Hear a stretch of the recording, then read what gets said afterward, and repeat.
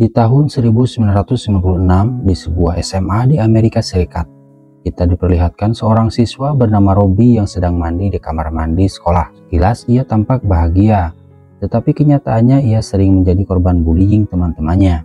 Dan pagi itu, kita lihat sekelompok siswa yang sedang merencanakan sesuatu. Di sisi lain sekolah ada seorang siswa bernama Kelvin Joyner yang hidupnya benar-benar bertolak belakang dengan Robbie. Kelvin adalah siswa yang sangat cerdas, ramah, dan disukai banyak orang. Ia juga menjabat ketua di banyak organisasi sekolah. Karena kepopulerannya, ia dijuluki The Golden Jet, yaitu simbol kesuksesan remaja di kala itu. Bahkan hidupnya makin sempurna karena punya pacar cantik bernama Maggie.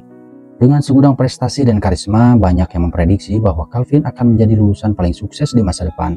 Namun, pada saat acara sekolah yang sedang berlangsung, tiba-tiba Robbie masuk dengan cara diseret dalam keadaan telanjang.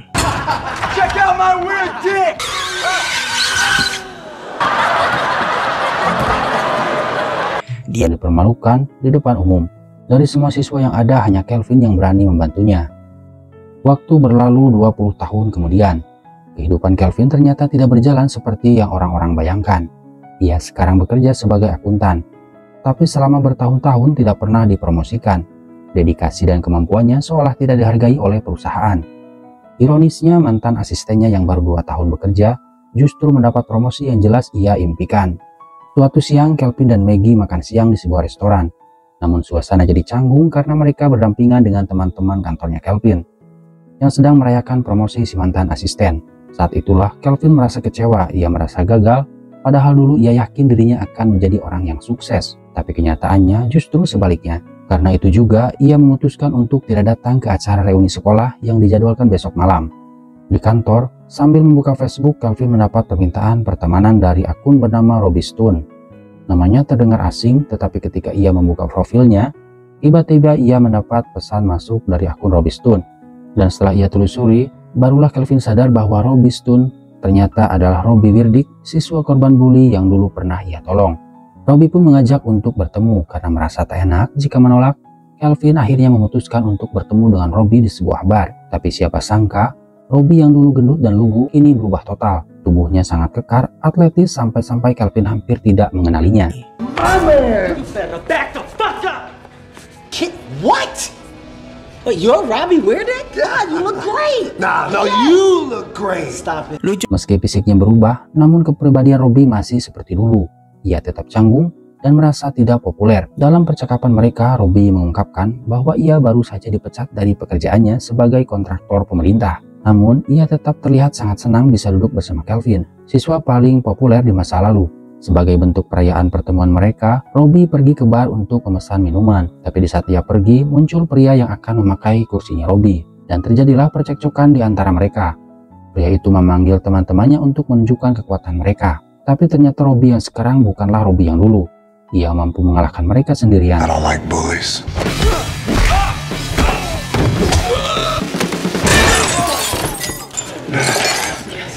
Kelvin sangat terkejut dan kagum melihat aksi Robbie. Namun Robbie sendiri terlihat biasa saja, seolah-olah pertarungan seperti itu sudah sering terjadi dalam hidupnya. Ia bahkan lebih senang saat Kelvin menyebutnya teman, ketimbang dipuji atas kemampuan bertarungnya. Hey, boys. Come here. Oh, wait. Stop. Hey, I got an idea. Let's roll. Here's my bike. Malam itu setelah mengobrol cukup lama, Robbie mengajak Kelvin mengunjungi sekolah mereka dahulu. Di sanalah Robbie mengungkap bahwa insiden saat dirinya dipermalukan 20 tahun yang lalu masih membekas kuat di dalam pikirannya. Bahkan karena trauma, hingga sekarang ia selalu mandi dengan tetap memakai celana dalam. Saat mereka berjalan-jalan di sekolah, mereka melihat berbagai kenang-kenangan dari angkatan mereka, termasuk deretan piala dan penghargaan yang sebagian besar diperoleh berkat prestasi Kelvin semasa SMA. Sayangnya, bukannya bangga, pemandangan itu malah membuat Kelvin merasa sedih dan menyesal. Ia merasa kehidupannya sekarang jauh dari ekspektasi, bukan lagi sosok The Golden Jet seperti ia dahulu. Melihat temannya terpuruk, Robbie mencoba menyemangatinya. Menurut Robbie, kehidupan Kelvin yang sekarang justru sangat diidam-idamkan banyak orang. Bahkan ia percaya bahwa orang-orang masih menantikan kembalinya The Golden Jet. Sebelum mereka berpisah, Kelvin berkata, "Kalau kamu butuh bantuan, datang saja padaku." Tanpa ragu, Robbie langsung mengatakan bahwa ia butuh bantuannya sekarang. Sejak dipecat dari pekerjaannya, ia punya masalah dengan sistem pembayaran gajinya yang ditransfer dari luar negeri. Ia membutuhkan bantuan seseorang akuntan untuk menelusuri situasi rekeningnya. Karena merasa tidak enak, Kelvin setuju membantu. Ia pun membuka akun yang diberikan oleh Robbie. Namun begitu masuk ke akun tersebut, Kelvin sadar bahwa itu bukan akun biasa. Ternyata akun itu berhubung ke sebuah sistem lelang online yang mencurigakan. Ketika Kelvin bertanya, Robbie malah mengalihkan pembicaraannya. This is an auction site, Bob. Why? What did Oh, I'm sorry, Jet. Bob! Jet. What the hell was that on that site? That didn't have anything to do with payroll. I don't know. Malam itu Robbie juga meminta izin untuk menginap di rumah Kelvin.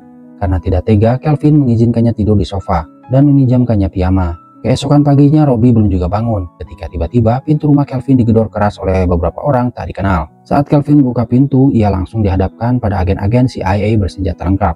Ternyata Robbie bukan orang biasa. Ia adalah mantan agen pemerintah yang kini menjadi buronan paling dicari karena diduga membunuh rekannya dan mencuri informasi rahasia negara. Yang membuat Kelvin lebih terkejut lagi, Robbie telah mencantumkan namanya sebagai kerabat terdekat dalam data CIA. Karena itu, CIA juga mencuri Kelvin ikut terlibat. Meski Kelvin terus berusaha menjelaskan bahwa ia nyaris tidak mengenal Robbie, namun semua bukti justru menunjukkan keterlibatannya. Bahkan foto Facebook mereka dan kenyataan bahwa Robbie menginap di rumahnya memperkuat kecurigaan.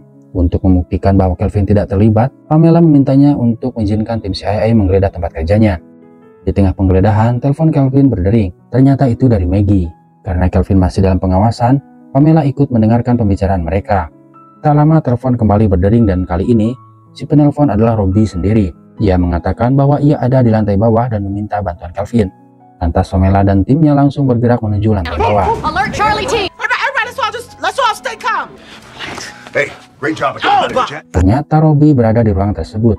Ia juga memakai ponsel Kelvin untuk memesan taksi online sebagai kendaraan untuk kabur. Tapi karena butuh waktu sekitar 6 menit sampai mobil tiba, Robbie menyiapkan strategi tambahan hanya dengan menggunakan dasi. Di momen ini Kelvin kembali mencoba menjelaskan bahwa ia tidak ingin terlibat dalam masalah ini. Tapi Robbie menganggap semua ucapan Kelvin sebagai ide-ide brilian untuk mengelabui CIA. Ketika Robbie dikepung, ia tetap percaya diri. Kelvin yang ingin kabur justru terus saja terjebak dan malah dianggap membantu Robbie. Wait, what are you doing? Oh my God. You're gonna need it. He's in here! He's got a gun! He's out! Hostage roleplay. You ready? No! Stop it! You won't get me killed!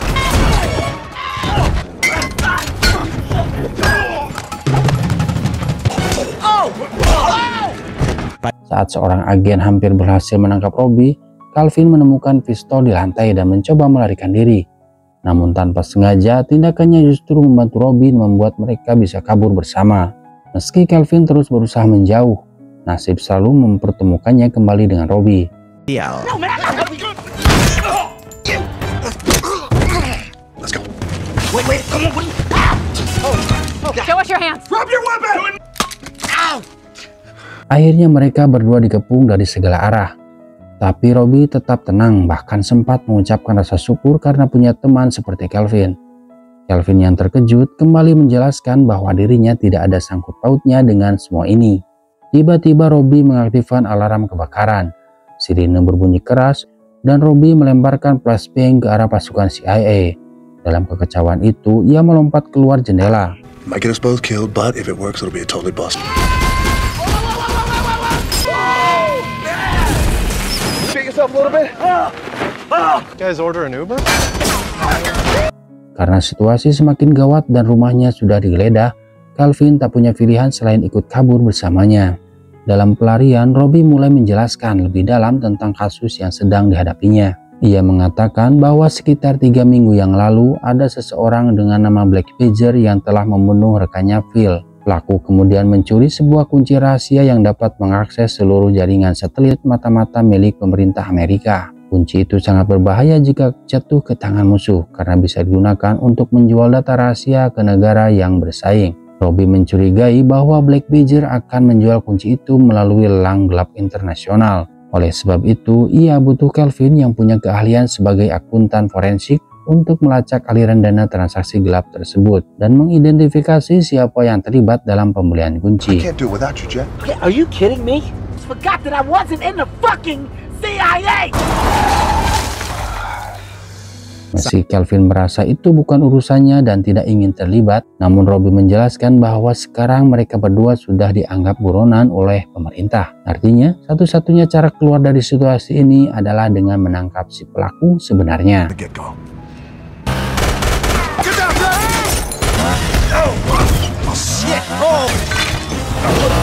Namun saat mereka sedang berdiskusi, tiba-tiba datang seseorang pembunuh bayaran yang dikirim oleh CIA. Pertarungan pun tak terhindarkan. Kali ini lawannya sangat terlatih. Robbie bertarung sengit, sementara Calvin memilih untuk kabur menggunakan sepeda motor. Dalam pelarian itu, pikirannya hanya tertuju pada Maggie. Ia takut istrinya akan ikut tertangkap dan dituduh terlibat konspirasi. Untuk mencegah hal itu, Calvin memutuskan bertemu dengan Maggie di tempat yang aman, yaitu klinik psikiater yang sudah mereka janjikan sebelumnya. Sayangnya, saat mereka baru tiba, Pamela, agen CIA, juga muncul di sana. Awalnya Calvin panik karena mengira ia akan ditangkap. Tapi ternyata Pamela menjelaskan bahwa sejak awal, CIA tahu Calvin hanyalah korban manipulasi Robbie. Pamela juga memberitahukan bahwa CIA mencurigai Robbie mengalami gangguan mental akibat trauma masa kecil dan peristiwa bullying yang pernah ia alami. Mereka percaya bahwa sosok Black Badger yang dibicarakan Robbie sebenarnya adalah dirinya sendiri. Bahkan menurut CIA, kematian Phil justru disebabkan oleh ulah Robbie. Untuk memastikan segalanya, Pamela ingin agar Calvin tetap berinteraksi dengan Robbie dan diam-diam membawa alat pelacak GPS. Jika Calvin diculik atau dalam bahaya, alat itu bisa segera digunakan untuk melacak keberadaan mereka. Pamela juga menekankan bahwa semua ini harus dirahasiakan, bahkan dari istrinya sendiri. Calvin akhirnya mengikuti sesi terapi, tetapi Maggie tampak kecewa karena ia merasa Calvin tidak serius dalam proses pemulihan hubungan mereka. Hello, Calvin. It's okay, just relax. This is a very common reaction in the therapy. Me and my wife are leaving. Let's go. No, no, no. Fine, fine, Sit down. Fine. Thank you. fine. Maggie makin curiga, sementara Calvin tak bisa menjelaskan siapa sebenarnya Robbie karena terikat janji pada CIA. Will become Maggie. Stare into my soul. Maggie, this Hey, shh, there's no talking. you're not my wife. You hit us! Maggie. Sesi itu pun gagal total dan Maggie memutuskan pergi karena kecewa. Setelah kejadian itu, Robbie mencoba menenangkan Calvin dan menjelaskan bahwa ia terpaksa ikut campur karena tidak ingin Maggie terlibat dalam bahaya. Calvin yang sudah frustasi hampir saja menekan tombol darurat yang diberikan CIA. Namun Robbie berhasil meyakinkannya bahwa mereka sudah sangat dekat dengan si pelaku. Dan jika mereka menyerah sekarang, semuanya akan sia-sia. Sayangnya Calvin tetap tidak bisa menemukan data lelang secara langsung. Mereka lalu memutuskan untuk meminta bantuan Trevor, mantan teman SMA yang dulu sering membuli Robbie. Trevor kini bekerja sebagai investment banker. Dan meskipun Calvin ragu, mereka tetap mencobanya. Trevor. Great, huh? And talk about caterpillar to the butterfly. Hey, I really appreciate the help, Trevor. Trevor menyambut mereka dengan hangat. Ia bahkan minta maaf atas perlakuannya dahulu ke Robbie. Robbie tampak terharu dan hampir memaafkannya. Sampai akhirnya Trevor mengatakan bahwa semua permintaan maafnya hanyalah lelucon. Weird dick. Stupid look on those two faces. The Lord. Oh, here she comes. Let me tell you something. Once a fat kid, always a fat kid. Dan ia mempermainkan Robbie kembali. Robbie tidak berani melawan karena trauma masa lalunya dan ia memilih pergi. Calvin yang marah melihat tingkah Trevor lalu membalas perlakuannya dan menunjukkan ketegasannya. Insecurity for this one. Get your asshole off my door. Setelah itu, saat sedang sendiri, Calvin ditelepon Pamela dan diminta segera melaporkan posisi Robbie. Jika tidak, CIA akan mengambil tindakan paksa. Tiba-tiba Robbie mengucapkan permintaan maaf yang sangat tulus. Ia bilang bahwa selama ini ia tidak pernah punya teman selain Calvin. Kata-kata itu membuat hati Robbie luluh. Tapi demi keselamatan Maggie, ia tetap melaporkan lokasi Robbie ke CIA. The only one in this whole world that I trust.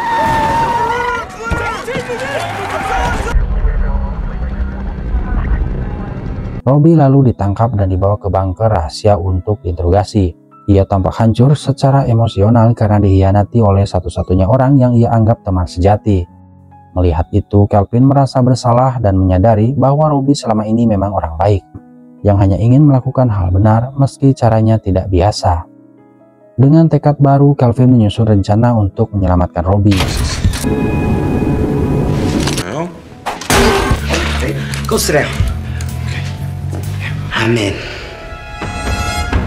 Ia pun berhasil membebaskan Robbie dan pengurung Pamela di ruang interogasi. Sebelum kabur, Robbie meminta Calvin meminta maaf secara tulus karena telah mengkhianatinya. Calvin pun melakukan itu dan hubungan pertemanan mereka kembali baik. Mereka sadar bahwa untuk menyelesaikan semua ini, mereka harus menghadapi pihak-pihak berbahaya. dan menghentikan transaksi yang akan segera terjadi malam itu. Setelah berhasil membebaskan Robbie di markas CIA, Kelvin dan Robbie menyusun langkah berikutnya.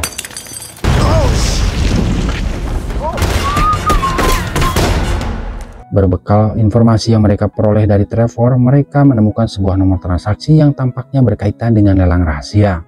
Robbie meminta Kelvin untuk memasukkan nomor tersebut ke dalam aplikasi peta. Hasilnya pun mengejutkan. Koordinat itu menunjukkan sebuah lokasi di kota Boston, dan transaksi diperkirakan akan berlangsung malam ini. Waktu mereka tidak banyak, mereka harus segera sampai di sana. Robbie punya rencana, mereka akan mencuri sebuah pesawat dari landasan swasta di pinggiran kota. Saat mereka tiba di hanggar, pesawat yang dituju tampak masih terparkir dan dijaga oleh seorang petugas. Lalu Robbie menyusun rencana konyol tapi berani. Kelvin diminta menyamar sebagai petugas medis yang sedang terburu-buru karena membawa organ tubuh untuk didonorkan. Ia membawa sebuah kotak makan siang dan mengatakan kepada penjaga bahwa kotak ini berisi organ tubuh manusia yang terlepas akibat kecelakaan. Penjaga mulai curiga, terutama karena penampilan Kelvin sangat tidak meyakinkan dan jawabannya terdengar aneh.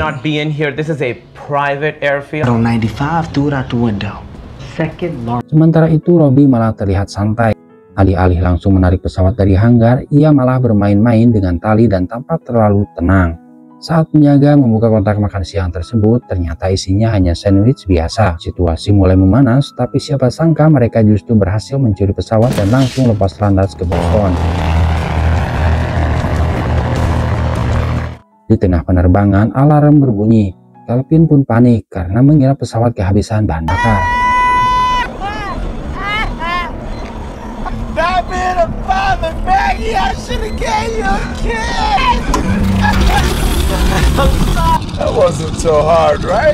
Namun Robbie ternyata hanya berpura-pura. Alarm itu hanyalah trik agar Kelvin bisa jujur pada dirinya sendiri dan mengakui apa yang sebenarnya ia sesali dalam hidupnya. Di momen itu, Kelvin mengungkapkan bahwa ia sangat kecewa dengan hidupnya yang terasa jauh dari potensi yang ia miliki di masa sekolah. Robbie hanya tersenyum dan bilang, pengakuan seperti itu adalah awal dari perubahan.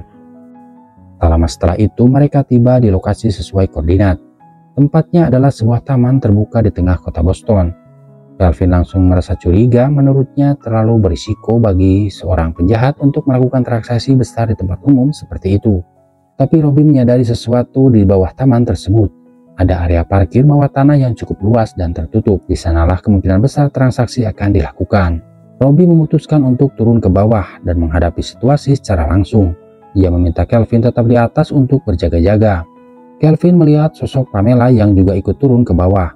Dugaan Kelvin semakin kuat. Jangan-jangan Pamela adalah Black Badger yang sebenarnya. Kelvin mencoba menghubungi Robbie lewat ponsel, tapi tak dijawab. Karena semakin cemas, ia memutuskan menyusul ke bawah. Disinilah kejutan besar terjadi. Tiba-tiba muncul sosok yang sangat tak terduga. Phil, rekan Robbie yang selama ini dikira sudah meninggal. Ternyata Phil masih hidup dan dialah Black Badger yang sesungguhnya.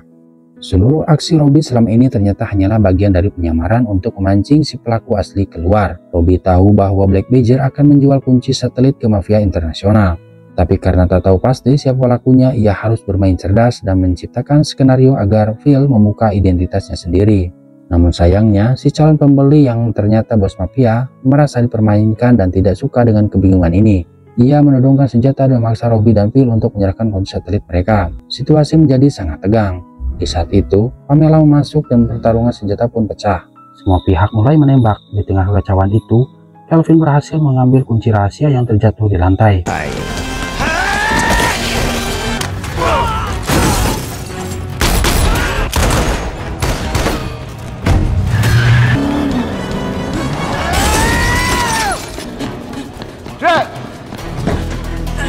Namun, ia masih ragu siapa yang harus dipercayai. Phil terus berusaha meyakinkan bahwa Robbie adalah pengkhianat. Kelvin akhirnya membuat keputusan yang mengejutkan. Ia menodongkan pistol ke arah Robbie dan menembaknya. Phil yang merasa sudah menang, ia tersenyum puas dan mengaku bahwa memang dialah Black Badger yang sebenarnya. Ia menjelaskan bahwa ia memalsukan kematiannya agar CIA mengira Robbie lah pelakunya. Namun, pengakuan itu jadi bumerang. Robbie bangkit dan dengan satu gerakan cepat berhasil melumpuhkan Phil. A box to die. Just relax. Then why'd you do it? Aksi heroiknya menunjukkan bahwa ia benar-benar bukan penjahat seperti yang dituduhkan. Kelvin pun merasa lega walaupun sedikit bersalah karena sempat meragukan Robbie. Lucunya Robbie bukannya marah karena ditembak, malah mengira bahwa Kelvin sengaja menembaknya di bokong agar Phil mengaku dan membuat penyamarannya berhasil. Mereka pun saling tertawa dan kembali menguatkan ikatan pertemanan mereka. Setelah kejadian itu, Pamela datang menghampiri dan secara resmi meminta maaf kepada Robbie karena telah salah menuduhnya. Ia juga menawarkan Kelvin kesempatan untuk bergabung dengan CIA, melihat bagaimana ia telah berkontribusi besar dalam menyelesaikan kasus ini. Tidak lama kemudian, Maggie muncul. Robbie dengan penuh semangat menjelaskan semua kejadian yang telah mereka alami selama 2 hari I work for the terakhir. CIA. I roped your husband into helping me track down, and here we are. Robbie yang biasanya percaya diri mendadak canggung saat tiba di lokasi. Kenangan lama mulai menyeruak. Ia teringat peristiwa memalukan 20 tahun yang lalu saat ia dilempar telanjang ke tengah lapangan saat acara kelulusan. Namun semua kecemasan Robbie langsung sirna ketika MC tiba-tiba mengumumkan mamanya sebagai raja alumni. Ternyata tanpa sepengetahuan, Kelvin diam-diam meretas sistem pengungutan suara yang dilakukan lewat Facebook. Robbie naik ke atas panggung dengan wajah bingung dan senyum malu-malu. Ia mengambil mikrofon dan mulai menyampaikan pidato singkat. Awalnya ia ragu-ragu, namun lama-kelamaan keberanian tumbuh. Ia menyampaikan bahwa selama bertahun-tahun ia merasa tidak layak, merasa malu dengan dirinya sendiri. Tapi malam ini ia merasa diterima dan itu sangat berarti. Lalu dengan gaya bercanda khas Robbie, ia mengatakan bahwa karena semua orang di ruang ini pernah melihatnya telanjang 20 tahun yang lalu, maka ia tidak punya alasan lagi untuk malu. Ia pun membuka jasnya dan melepaskan kemejanya. Kali ini bukan karena dipermalukan, tapi karena pilihan dan keberanian.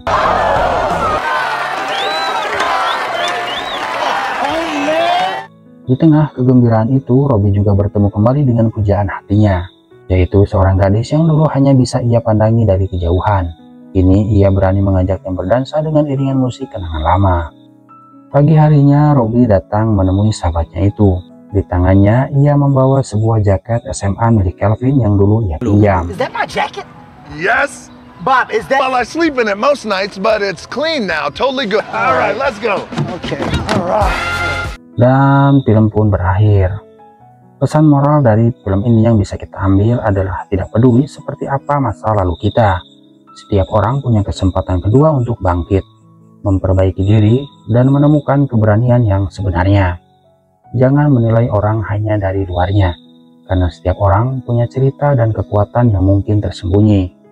Selain itu, keberanian untuk berubah dan menerima diri sendiri bisa membuka jalan untuk memperbaiki hubungan dan menemukan tujuan hidup yang lebih baik.